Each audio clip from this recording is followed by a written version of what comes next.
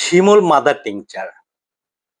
শিমুল mother টিংচারের গুরুত্বপূর্ণ কয়েকটি লক্ষণের একটি হচ্ছে স্নায়বিক এবং শারীরিক দুর্বলতা। ২ ধরনের দুর্বলতা এই রোগীদের মধ্যে থাকবে। নাম্বার 2, এই মাদার টিংচারটি নার্ভ টনিক হিসেবে ব্যবহার করা হয়ে থাকে।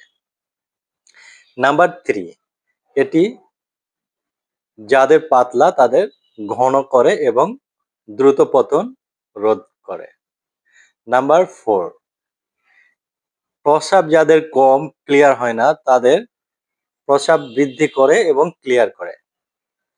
নাম্বার 5, ধ্বজভঙ্গ, উত্থানের সমস্যা দ্রুত শেষ হয়ে যায়, এই জাতীয় রোগীদের ক্ষেত্রে অতীব কার্যকরী। নাম্বার 6, পুরুষদের শক্তি বৃদ্ধি করতে, বিশেষ শক্তি বৃদ্ধি করতে এটি কাজ করে। কতটুকু খাবেন? 10 থেকে 12 ফোঁটা। কতদিন? 1 থেকে 1.5 মাস। 3 বেলা খাবারের পরে সামান্য পানি সহ সেবন করতে হবে।